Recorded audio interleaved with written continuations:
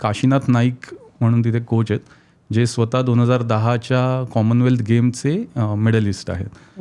आणि त्यानंतर ते नीरज चोप्राचे कोच होते तिकडे पर्सनल. नीरज चोप्राचे जे कोच आणि आता नीरज नंतर येणारी जी बॅच आहे जॅव्हलिन थ्रोची, त्यांना हे स्पिरुलिना देत आहेत. पुण्याला जे बालेवाडी स्टेडियम आहे, छत्रपती शिवाजी महाराज क्रीडा संकुल म्हणतो आपण, म्हणजे बरेचसे स्पोर्ट्स आहेत. तर तिथले स्विमिंगचे कोचेस, बॉक्सिंगचे कोचेस आणि आत्ता जस्ट गेल्या आठवड्यातली केस स्टडी होती की फेन्सिंग म्हणजे तलवारबाजीचा जो त्या टीमला सुद्धा आता त्यांनी माझं स्पिरुलिना सप्लिमेंट म्हणून द्यायला सुरू केलं आहे.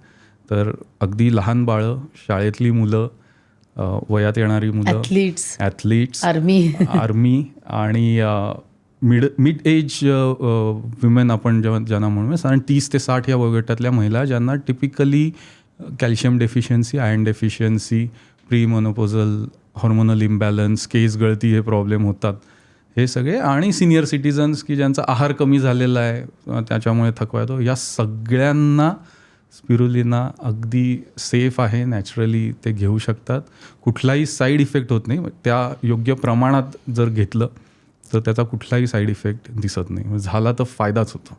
मग त्याच्यात कुठल्या हेवी मेटल किंवा इम्प्युरिटीज नसतात? म्हणजे तुम्ही शेती कशी करता? पहिली गोष्ट म्हणजे शेती म्हणजे असं वाटतं की ते जमिनीवर केली जाते. ओके, जसं म्हटलं की ते खाडीच्या पाण्यात येणारं शेवाळ आहे, त्याच्यामुळे त्याची शेती ही सुद्धा पाण्यात होते. त्याचं असे हौद बांधून त्याच्यामध्ये शेती केली जाते आणि काइंड ऑफ आपण ती घरी सुद्धा, म्हणजे त्याची सुरुवात ॲक्च्युली झाली कशी ती स्टोरी मला सांगायला आवडेल. म्हणजे एकदम शेती करावीशी वाटली आणि त्याच्यात आता हे असे इतके सुंदर त्याचे सगळे असे रिझल्ट्स आहेत. जसं मी म्हटलं की PhD मी गोव्याला करत होतो, तर ह्या विषयावर PhD होती आणि PhD करत असताना माझं अंडर वॉटर डायव्हिंग सर्टिफिकेशन झालं होतं.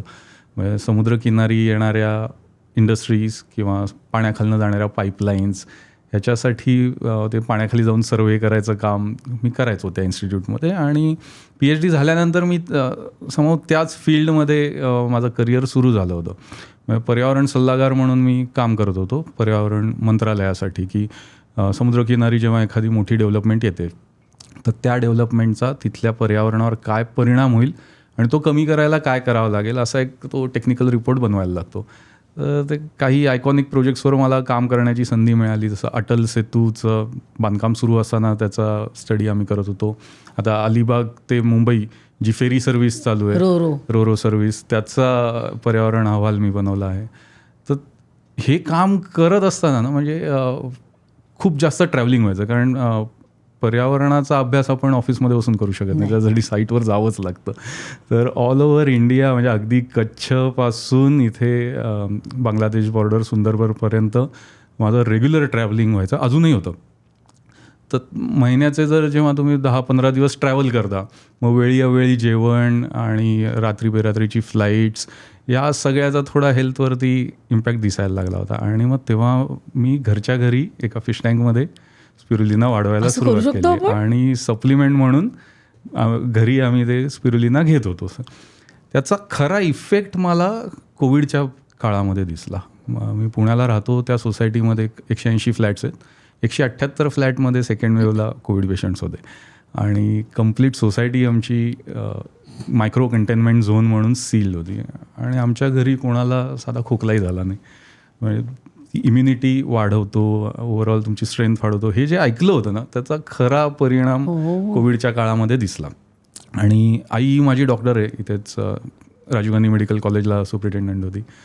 तिच्याही पेशंट्सना आम्ही कोविडच्या त्या सेकंड वेव्हमध्ये सप्लिमेंट म्हणून स्पिरुलिना द्यायला सुरू केलं होतं. म्हणजे ते रेमडेसिवीरचे जे साईड इफेक्ट्स दिसायचे, पाल्पिटेशन्स वाढतात, केस गळती खूप मेजर साईड इफेक्ट होता, तेव्हा ज्यांना आम्ही स्पिरुलिना दिलं त्या कोणालाही हे साईड इफेक्ट्स दिसले नाहीत. तिथे तो एक पॉईंट ट्रिगर झाला की जर हे खरोखरच एवढं गुणकारी आहे आणि आपण याचे फायदे बघतोय, स्वतः एक्सपिरियन्स करतोय, तर जास्तीत जास्त लोकांना याचा फायदा झाला पाहिजे, जास्तीत जास्त लोकांपर्यंत हे प्रोडक्ट पोचलं पाहिजे. आणि म्हणून मग ते कमर्शियल स्केलवरती करण्याचा निर्णय मी कोविडच्या काळामध्ये घेतला आणि तिथून या शेतीची सुरुवात झाली. आणि आता गेले 5-6 वर्ष ही शेती चालू आहे. म्हणजे हौद बांधलेत? हां, उथळ हौद असतात, फार तर म्हणजे 1.5 फूट खोली असते, कारण एकदा ते शेवाळं पूर्ण वाढलं की त्याच्यात सूर्यप्रकाश 1 फुटाच्या खाली जात नाही. ते 1 फूट वाढतं नाही, पाणी जे असतं ते 1 फूट असतं. हां, त्या पाण्यात ते वाढतं. म्हणजे नॉर्मल आता तुम्ही बघाल कुठलंही आपलं पाणी नुसतं, शेवाळं हो, कसं हो, येतं हो, पाण्यात, हो. तसंच ते शेवाळं वाढतं. तर ते 1 फूटभर पाणी असतं, त्याच्यामध्ये ते शेवाळं वाढतं आणि पूर्ण त्याची वाढ झाली. ती ॲक्च्युली काय सिंगल सेल आहे, सिंगल सेल प्लांट आहे ते. आणि जेव्हा ते एक सेल दुसऱ्याला चिकटून, दुसरी तिसऱ्याला चिकटून असं त्याचं एक चेन बनत जाते आणि त्या चेनला नंतर स्प्रिंगसारखा स्पायरल आकार येतो. म्हणून तर स्पिरुलिना त्या स्पायरल आकारामुळे त्याला स्पिरुलिना म्हणतात. आणि जेव्हा अशा खूप साऱ्या त्या स्पायरल थ्रेड्स एकत्र येतात, तसं लिटरली दुधावर साय येते तशी त्या हौदावरती हिरवी दाट त्या शेवाळ्याची साय येते. ती साय आम्ही गाळून घेतो, गाळून ती शेडमध्ये वाळवली जाते आणि त्याची पावडर केली जाते. एवढी सिंपल प्रोसेस आहे. आणि मग परत रिग्रोथ कशी होते त्या हौदात? हां, तर ते फार इंटरेस्टिंग आहे की आणि पाणी कुठलं असतं ते खाडीचं, म्हणजे असं सी वॉटर खारट असेल? हां, तर ते खाडीच्या प्रदेशात नॅचरली उगवतं, पण जगभरात कुठेही स्पिरुलिनाची शेती ही खाडीच्या बाजूला केली जात नाही. ह्याचं कारण असं की तुम्ही डायरेक्ट समुद्राचं किंवा खाडीचं पाणी घेतलं तर त्याच्या स्पिरुलिनाबरोबर बाकीची पण शेवाळी येतात. आणि आत्ता अशी कुठलीच टेक्नॉलॉजी उपलब्ध नाही आहे की जे नॅचरली त्या स्पिरुलिनाला सेपरेट करतील आणि बाकीच्या शेवाळ्यांना सेपरेट करतील. आणि जसं मशरूम्समध्ये आहे बघा की बहुतांश मशरूम हे पॉयझनस असतात, विषारी असतात, पण बरोबर. खाण्यायोग्य जे मोजके मशरूम्स आहेत त्याची शेती केली जाते. तसंच शेवाळ्यांमध्ये सुद्धा आहे की बहुतांश शेवाळी ही आरोग्याला चांगली नाहीत. खाण्यायोग्य काही मोजकी शेवाळी आहेत, स्पिरुलिना, क्लोरेल्ला नावाची, की तर त्याची सायंटिफिकली शेती केली जाते. तर मग जेव्हा हे खाडीचं आम्ही ॲक्च्युली काय करतो, नदीचं पाणी घेतो, त्याला आर्टिफिशियली सी वॉटरमध्ये कन्वर्ट करतो. म्हणजे मीठ, खायचा सोडा, अजून 2-4 सॉल्ट्स घालून त्या पाण्याची सॅलिनिटी वाढवली जाते. त्याचा pH 10 पर्यंत वाढवला जातो, म्हणजे हायली अल्कलाईन केलं जातं ते पाणी. त्याचं कारण असं की बाकी नदीच्या पाण्यामध्ये सापडणारी इतर जी शेवाळी आहेत ती त्या खारट पाण्यात आणि त्या अल्कलाईन एन्व्हायरमेंटमध्ये जगू शकत नाहीत. त्याच्यामध्ये फक्त आणि फक्त स्पिरुलिनाच जगू शकतो. म्हणजे ती प्युरिटी मेंटेन करण्यासाठी ते आर्टिफिशियल सी वॉटरमध्ये त्याची शेती करावी लागते. पण त्याच्यात पेस्टिसाइड असं काय टाकायला काही लागत नाही? घालायची गरजच नाही, कारण ज्या वातावरणात आम्ही ती शेती करतो तिथले जे काही इतर कीटक म्हणा किंवा बाकीचे मायक्रो ऑर्गॅनिझम्स जे आहेत ते या खारट पाण्यावर जगूच शकत नाहीत.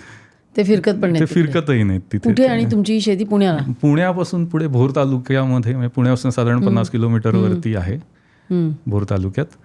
आणि तर ते पूर्ण जेव्हा तयार होतं ते शेवाळं, ते गाळून घेतल्यानंतर वाळवतो, पावडर केली जाते आणि मग पावडरपासून त्याचे पुढचे प्रोडक्ट्स बनवावे लागतात. कारण असं आहे की शेवाळं, त्यात ते समुद्री शेवाळं आणि त्यात वाळवलेलं, आणि विटॅमिन बी कंटेंट खूप जास्त असल्यामुळे त्याला तो एक टिपिकल समुद्री बी कॉम्प्लेक्सच्या गोळ्यांना जो वास असतो ना, तो वास. ही क्लिप शेवटपर्यंत बघितल्याबद्दल खूप खूप धन्यवाद. संपूर्ण एपिसोड बघण्यासाठी खाली दिलेल्या लिंकवर क्लिक करा आणि सर्व काही चॅनलला सबस्क्राईब करायला विसरू नका.